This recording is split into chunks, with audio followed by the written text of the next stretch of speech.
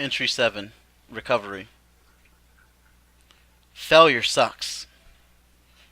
Sitting in a helicopter heading home, blood dumped out of my chest through frayed holes, and my heart was beating rapidly.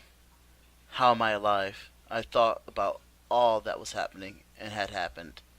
My childhood had seen the death of my parents, and now I lay my head to die. I saw so much loss that I tried to fly high in the sky like the mythical Icarus, yet I simply flew too close to the sun. Done I was, but the fighting was never fun. The fight was continued in me because I believed in making the world a better place. I remember some horrifying memories as I pass between this life and that life. My first memory resided in the year of June 29, 1999.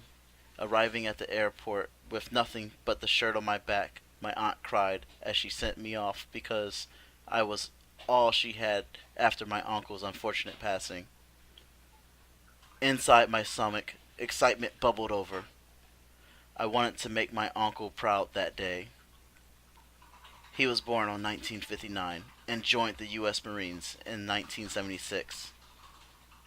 His birthday was January 1st. He became a double dog on June 30th, 1976, and he served during the time of the tensions as Vietnam War veterans were acclimating back into societal living. He used to tell me stories of his time in the Marines. The stories always started with how nervous he was after seeing the Vietnam veterans come home. He overcame his fears because his families had a long-standing position of service. It was an obligation since the beginning of history. We have had blood that goes back to the first Jamestown colony in Virginia and even further to the Powhatan Nations. Our lines connect back to other royal lines as well as going to ancient Israel, ancient Egypt, ancient China, ancient Rome, and ancient Greece even. There was much to discuss. Sadly, there was no time. The gist of it all was that he explained the importance of our bloodline and where we came from. In his lesson about the family bloodline and where we came from, he stated an important thing about our family tree. In his statement, he pointed out that our family tree really means absolutely nothing in the scheme of things. This is what makes us great. We realize that we are not great and we focus on the greatness of God, who is awesome. Our bloodline means absolutely nothing compared to the actions of tomorrow. We must make the best choice for today to build the reputation of our past. Joining the Marines was the right choice for him. He then continued to talk about the things he missed during his 13 weeks of training.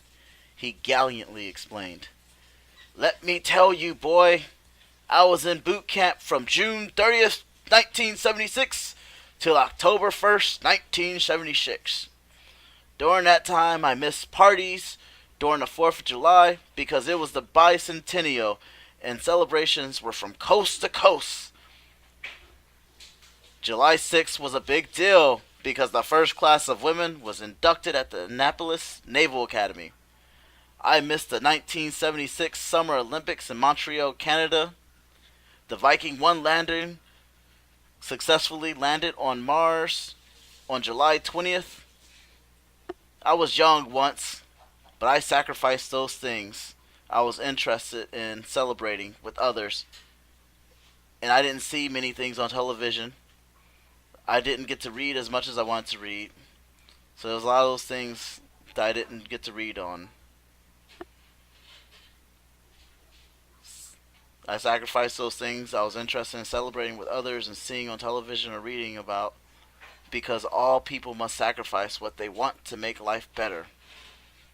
I mostly was upset about the Olympics because I had tickets to go with my high school honey who left me because I joined the service. That was the most devastating loss of all. I lost a lot.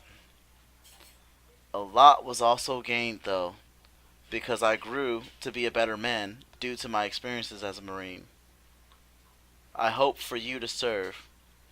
but I hope you never see what I saw during my 20 years in the Marines. My years can be summed up by saying three particular words: sorrow, work, and pain. At the end of the day, it was all for something bigger, which led to great victory. The life of a serviceman is filled with great sorrow, work, and pain, but thousands of men travel these roads these days. Thousands of men struggle. Thousands of these days are filled with the birth pains of victory, meant to breed hope, create a great work, and build a better future with less pain. He left me with that most important thought. The most important thought that I learned from him is that the life of a serviceman is filled with great sorrow, work, and pain, but thousands of these days are the birth pains of victory, meant to breed hope, create a great work, and build a better future with less pain.